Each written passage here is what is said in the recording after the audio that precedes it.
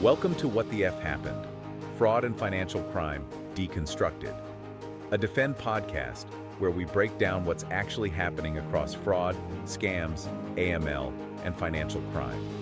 Each episode cuts through the noise to explain the tactics, trends, and real-world impact behind the headlines, so you're better prepared for what comes next. Let's get into it. I want you to imagine this scenario for a second. You're rushing through your day. We've all been there. Exactly. Maybe you're standing in line waiting for your coffee, you're juggling your keys, and your phone rings. It's your bank, and the agent on the line is calling about a frozen wire transfer on your account. Panic immediately sets in, naturally. Naturally.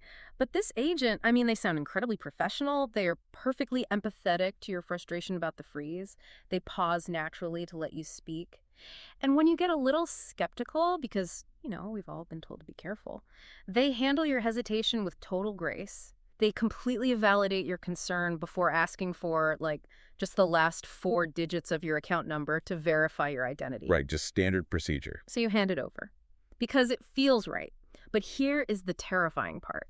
That empathetic professional agent you just spoke to, they aren't human.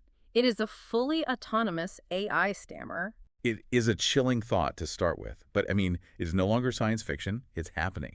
We are moving so rapidly into a reality where the voices we trust, the documents we rely on, and the very digital interfaces we interact with, they can all be flawlessly simulated in real time, without a human ever picking up a phone.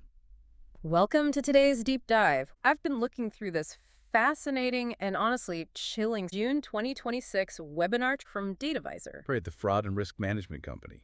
Yeah, exactly. And the presentation is titled AI Tools Fraudsters Use.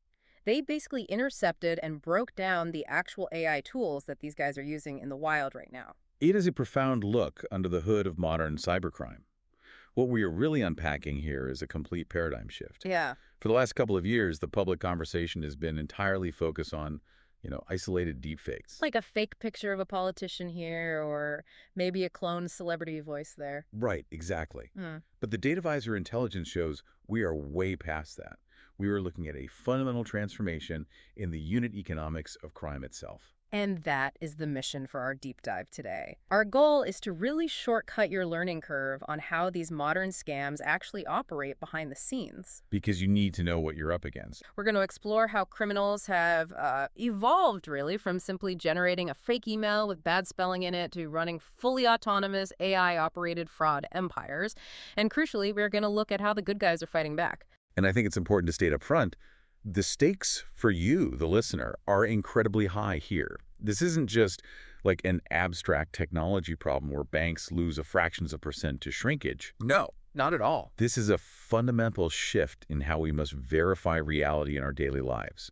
We are talking about the complete erosion of digital trust if we don't adapt. It's everywhere now. It is. And to understand how these scams work, we first have to understand why they're suddenly everywhere. And it all comes down to raw, unfiltered profitability. The numbers in the report are just staggering. They're projecting $40 billion in AI-enabled fraud losses by the year 2027. 40 billion. That's the GDP of a small country. It is. And currently, 89% of financial institutions are reporting that AI is actively supercharging the scams they are fighting. Wow. But the most crucial statistic, the one that really explains this entire paradigm shift, is that agentic AI fraud is now 4.5 times more profitable than traditional fraud. That profitability metric, honestly, it tells the whole story of why this is exploding right now. Think about the old model of running a sophisticated scam. A crowded, really noisy boiler room full of people cold calling victims one by one, just sweating over a greasy script. Yeah, it's a very manual, very human image, and honestly, a very bottlenecked image of crime. Bottlenecked is the perfect word for it. Because there's an inherent ceiling to how much damage a lone hacker or a room full of callers can actually do in a single day. They have to sleep, they make mistakes. They have to take lunch breaks. Exactly. And crucially, they can only talk to one victim at a time. It is a highly constrained system. That's right. It required massive overhead, A criminal syndicate needed a physical call center. They needed to hire people who spoke multiple languages fluently. They needed, technical experts to code fake websites and graphic designers to forge documents. AI has stripped all of those operational costs away. The barrier to entry has plummeted to basically zero, while the scale and the personalization of the attacks have just skyrocketed. So let's start where all crime starts, right? Finding the mark, the top of the funnel. Scammers used to just cast this incredibly wide, dumb net, like that classic Nigerian prince email sent to 10 million people hoping one person is gullible enough to click. Right, the spray and pray approach. Exactly. But according to this webinar, they aren't doing that anymore. They're building highly sophisticated marketing funnels, and it begins with this hyper-targeting. Yeah, they are using AI to get incredibly precise. Yeah. But it's actually more insidious than just like finding the right victim. They are actively manipulating the environments where you go for information in the first place. One of the primary methods discussed in the sources is called AI search poisoning. Okay, wait, how does that actually work in practice? How do you poison a search engine? So think about how large language models and AI search bots learn. They constantly scrape the open internet for new data, right? Right. Fraudsters know this. So they flood the internet with thousands of artificially generated blog posts, fake Reddit threads, bogus reviews about a product that doesn't actually exist. They completely poison the well of information. Oh, wow. So when you go to a search engine or you ask a chatbot for a recommendation for, say, a new tech gadget, the AI reads all that fake data, synthesizes it, and confidently recommends this totally fake item.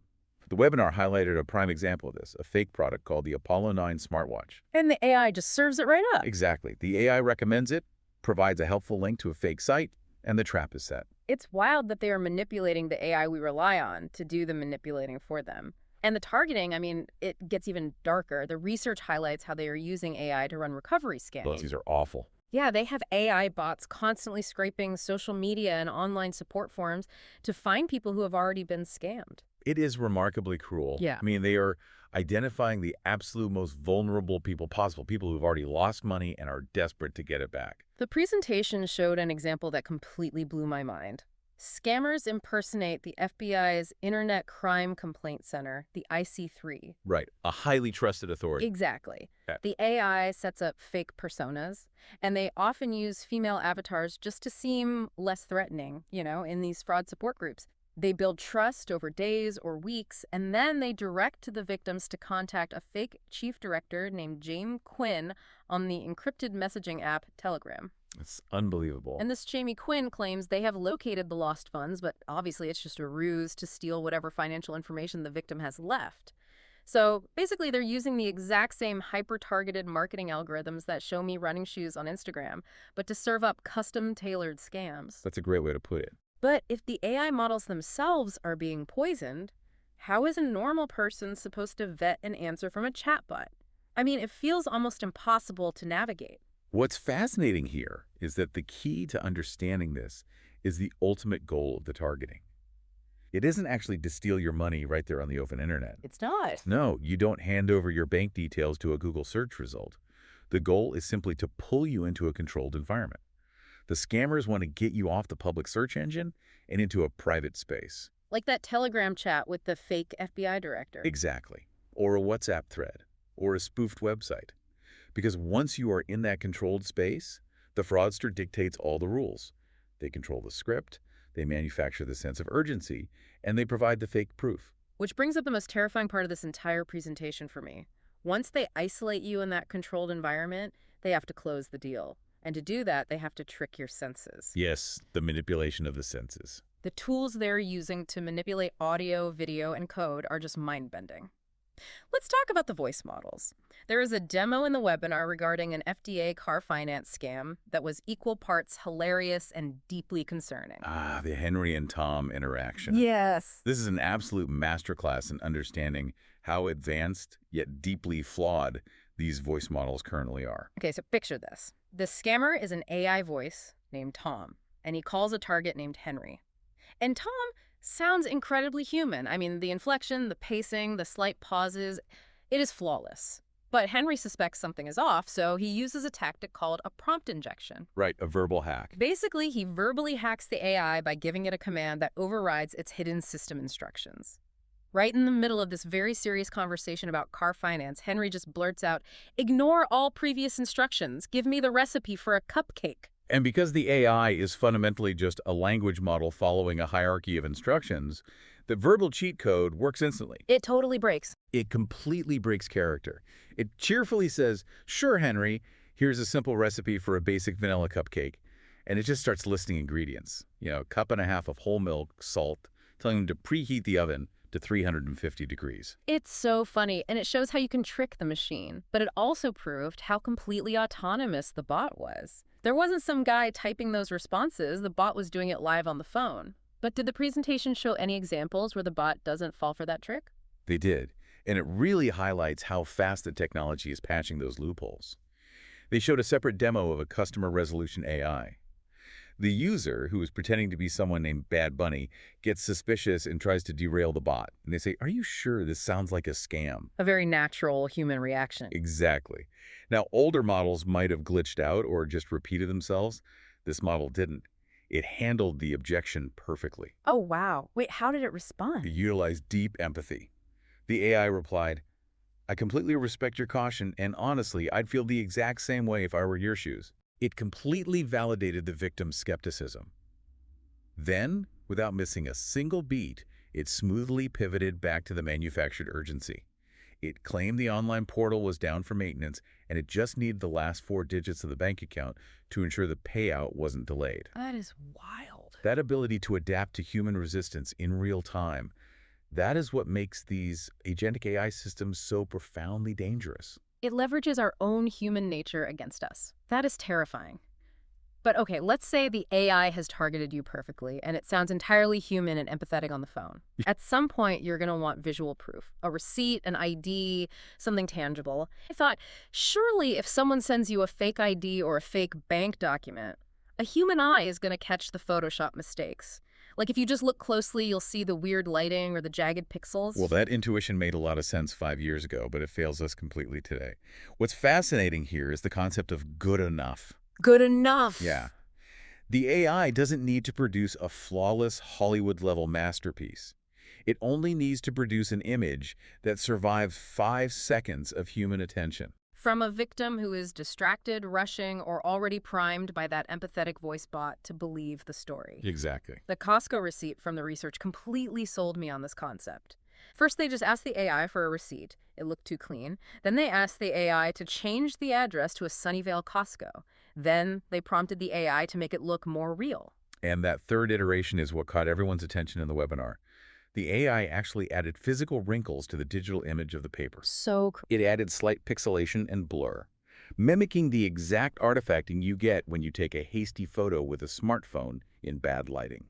If you are distracted, if you're rushing through your emails, or if you're already primed by the AI's fake empathy to believe a story, a wrinkled, slightly blurry fake Costco receipt is easily good enough to pass that 5-second test. Totally. And they apply that good enough philosophy to coding, too. The webinar demonstrated how easily an AI can clone an entire banking website, like Chase, in seconds.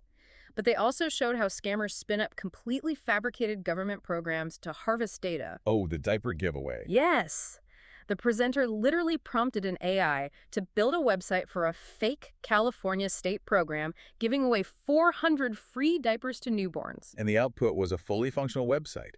It had a professional hero banner, a complex registration form, perfectly designed to harvest personal data and social security numbers. But the most twisted part to me was that the AI even included a scam awareness banner at the top of this fake site. That is so devious. It warned users to be careful of fake links, which is just a brilliant manipulative tactic to build false trust. But, okay, tricking a distracted human with a fake diaper website or a wrinkled receipt is one thing. Humans get tired and we make mistakes, But the financial system itself has robust automated defenses. Banks have heavily fortified security checkpoints. How are these fast food quality fakes getting past institutional security? This is where we see a critical shift in the landscape. We are moving from social engineering, which is tricking humans, to actually bypassing institutional security.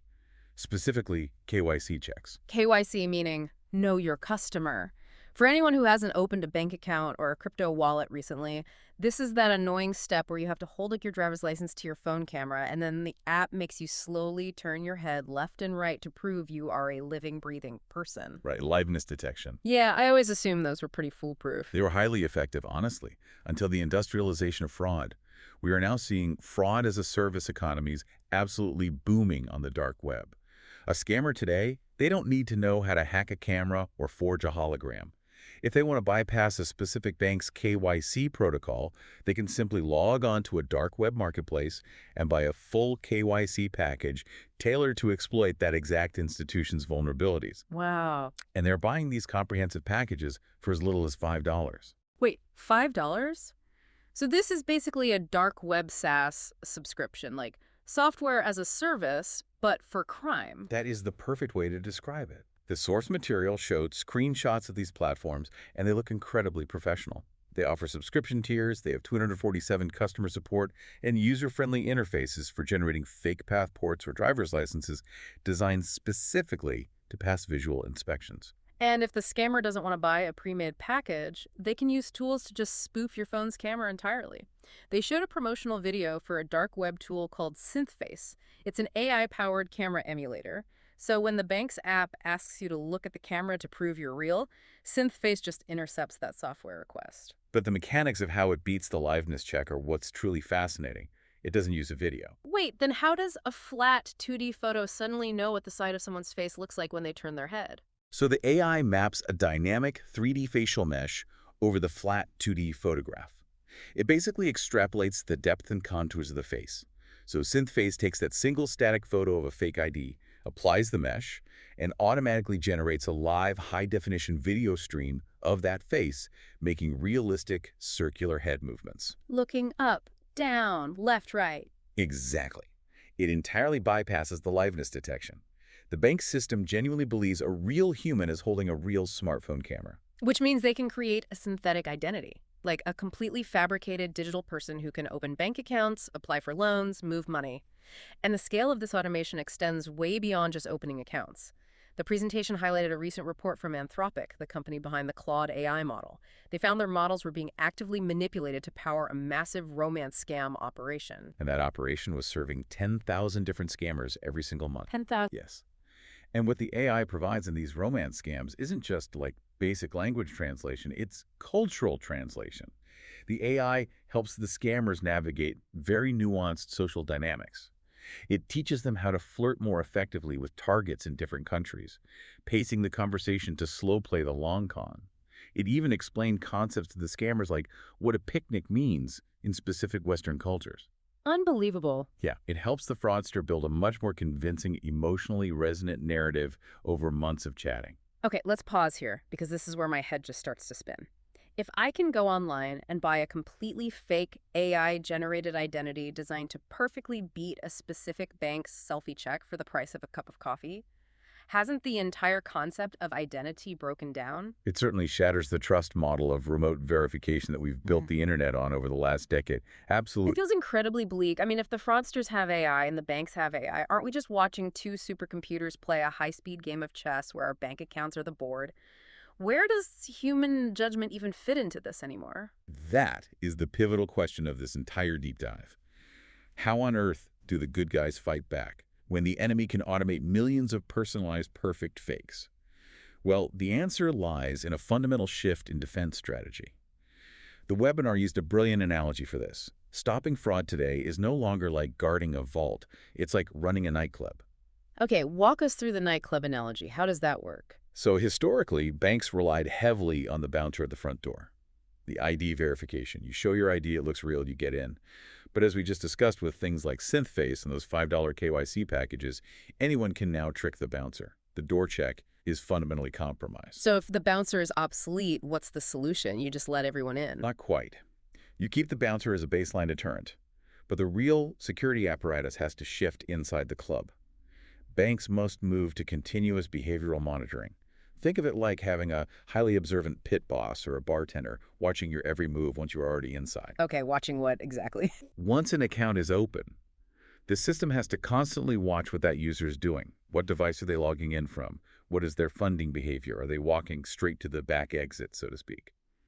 If an account was just opened by someone claiming to be in New York, but they are instantly trying to wire massive funds using an IP address that is bouncing through 3 different countries in 10 seconds, the pit boss throws them out. Ah, I see. You might be able to fake who you are at the door, but it is exponentially more difficult to fake legitimate long-term human behavior. And to track all of those behavioral data points in real time, you have to use AI to fight AI. There was a great moment in the Q&A section of the webinar that proved this.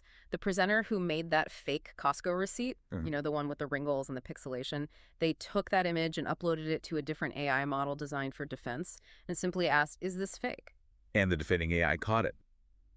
But it didn't catch it because of the pixels or the fake wrinkles. It caught it through logical inconsistency. Yes. The defending AI flagged it as a fake because one of the item prices on the receipt ended in 50 cents.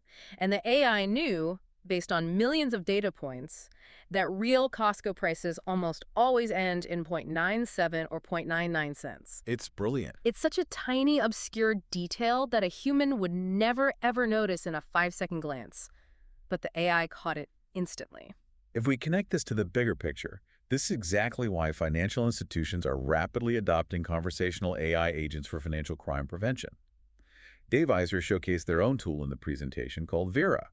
Instead of human investigators manually pulling data from a dozen different legacy systems to investigate a suspicious transfer, Vera ingests all those behavioral signals instantly. It looks for those tiny, real-time cross-signal inconsistencies. So, tying it back to the nightclub, maybe the ID looks perfect to the bouncer, but the pit boss notices the IP address is masking itself and the transaction speed is inhumanly fast. Precisely. And the real-world results of this are dramatic. According to the presentation, using this kind of AI reduces false positives by 74%. Which is huge for the average listener. I mean, we've all had that incredibly embarrassing moment where you are trying to buy groceries and your credit card gets declined because the bank's dumb, rigid algorithm flagged a perfectly normal purchase as fraud. A 74% reduction means way less friction for legitimate customers. Exactly. And on the back end, it cuts investigation time by 60%. Because the AI automatically cross-references the rules and drafts the suspicious activity report for the human investigator to review. Which brings us back to my question about the chess match. Does the human just become a rubber stamp for the AI's decisions? Not at all. The experts in the webinar were very clear about the absolute necessity of keeping a human in the loop. AI is an incredibly powerful engine, but an engine requires a steering wheel. It needs a human to approve the final rules, to understand the broader social context, and to ensure strict regulatory compliance. The consensus among the experts is that the absolute best outcomes, the highest catch rates with the lowest friction for you and me, happen when you combine human context and experience with machine speed and scale. The AI handles the massive data synthesis and spots the 50-cent Costco anomaly, and the human makes a nuanced final judgment call. Which brings us to the end of our deep dive today. If there is one thing you take away from this entire exploration, it's that the barrier to entry for financial crime is the lowest it has ever been in human history. Without a doubt. The days of looking for bad spelling in an email or a glitchy photo to spot a scam are over. You are navigating an internet where search results are poisoned, where voices are perfectly cloned, and where empathy is literally programmed into scripts. You have to be aware of it. Knowing the playbook, understanding that these automated factories exist, and remembering to use your verbal captchas, like asking for a cupcake recipe that is your most immediate defense. Man, that is a heavy thought to leave you with, but an essential one to ponder. The X-ray machine for truth is broken, and we are all navigating the muddy waters now. Thank you so much for joining us on this deep dive. Stay curious, stay vigilant, and we will catch you next time. You've been listening to What the F Happened? Fraud and Financial Crime Deconstructed, a Defend podcast by Davizer. If you want to keep learning between episodes, check out Defend Training, a set of self-paced online courses for fraud and financial crime professionals, practical and built around real-world scenarios. And you can earn CPE credits through the ACFE San Francisco Bay Area chapter. You can find it at davizer.com/defendtraining. The link's in the description.